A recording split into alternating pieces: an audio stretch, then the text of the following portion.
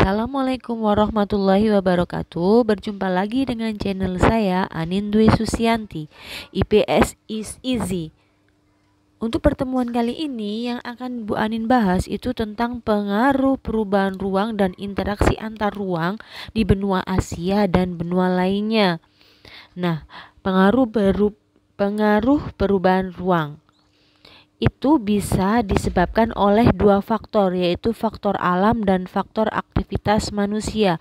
Kalau faktor alam itu biasa cenderung pada bencana alam, misal ada tsunami, banjir, gunung meletus, longsor, dan badai.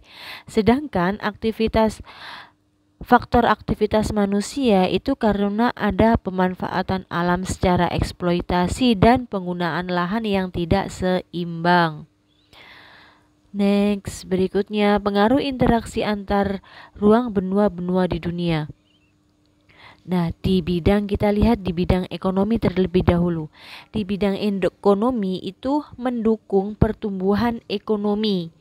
Kenapa? Karena perekonomian suatu negara itu dipengaruhi kegiatan utama ekonominya seperti di sektor pertanian, industri, dan pertambangan.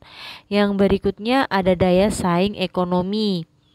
Di sini interaksi antar negara itu tidak hanya dilakukan antara dua negara, seperti pasar bebas di Asia Tenggara, masyarakat ekonomi ASEAN atau yang kita sebut MEA itu merupakan salah satu sarana interaksi antar negara di kawasan Asia Tenggara.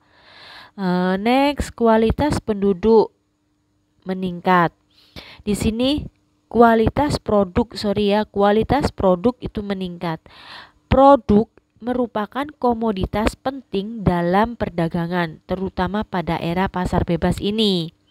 Konsumen itu akan cerdas memilih produk yang berkualitas bagus, tetapi dengan harga terjangkau pastinya. Yang keempat itu ada peluang investasi makin terbuka, di mana investor ini akan mempertimbangkan aspek potensi yang dimiliki suatu negara. Investasi yang ditanam diharapkan dapat memberikan keuntungan besar bagi investor. Berikutnya pada sosial budaya. Sosial budaya ini yang pertama, budaya itu sebagai kebanggaan suatu negara. Kenapa? Karena budaya itu menjadi identitas suatu negara. Bahkan budaya itu kadang mampu mencerminkan seluk-beluk mengenai sejarah negara tersebut. Next, berikutnya sosial budaya ada sektor pariwisata menjadi sektor yang menjanjikan karena pariwisata itu mengambil peran penting dalam interaksi antar negara. Kemudian yang ketiga, pengaruh budaya barat dapat merusak budaya aslinya. Karena apa nak? Karena pengaruh interaksi antar negara itu menyisakan dampak negatif. Nah, termasuk aspek budaya. Misalnya gini ya, kita punya budaya kemudian diakui sama negara lain, itu salah satu faktor yang negatifnya. Berikutnya itu menurunkan kesenjangan sosial. Kesenjangan sosial muncul karena terdapat perbedaan mencolok antar negara satu dengan negara lainnya. Itu kesenjangan itu akan muncul. Berikutnya, pengaruh interaksi antar ruang di bidang politik. Di bidang politik itu ada potensi saling mempengaruhi antar negara.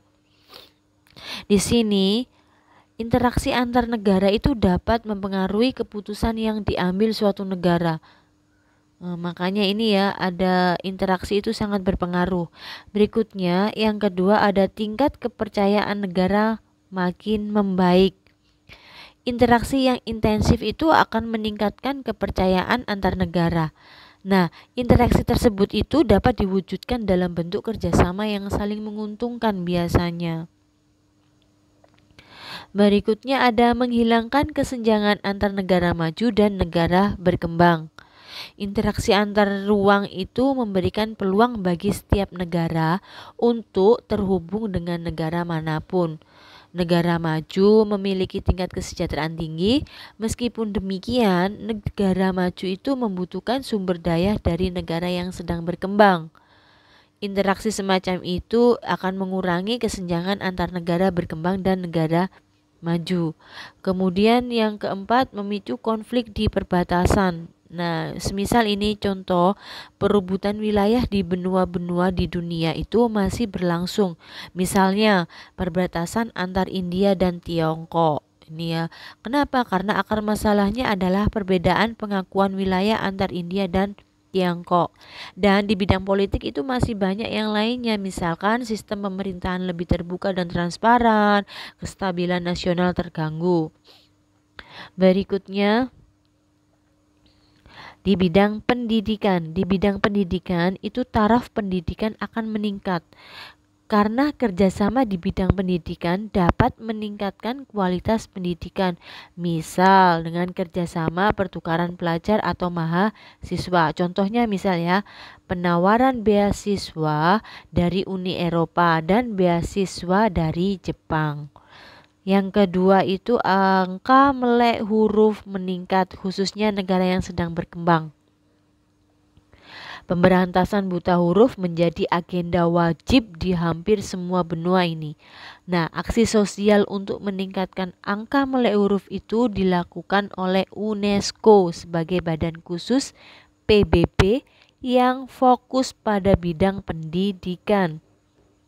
Yang ketiga ada teknologi merambah hampir ke seluruh dunia atau ke penjuru dunia. Nah, saat ini kan perkembangan teknologi menyebar hampir ke seluruh dunia.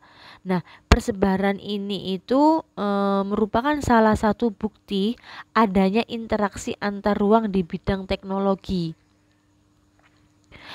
Nah, benua Asia ini merupakan salah satu produsen gawai dunia seperti Jepang, Korea Selatan, dan Tiongkok. Tuh, next, perkembangan ilmu pengetahuan.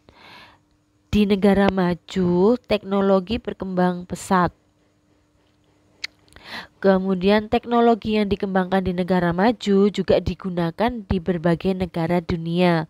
Kondisi ini itu mendorong terjadinya interaksi antar benua dan perkembangan suatu wilayah. Nah, sekian dari video dari Bu Anin. Terima kasih sudah menyaksikan video yang sangat sederhana ini. Semoga bermanfaat untuk anak-anak. Jangan lupa semangat belajarnya ya. Wassalamualaikum warahmatullahi wabarakatuh. Jangan lupa like, share, dan subscribe ya.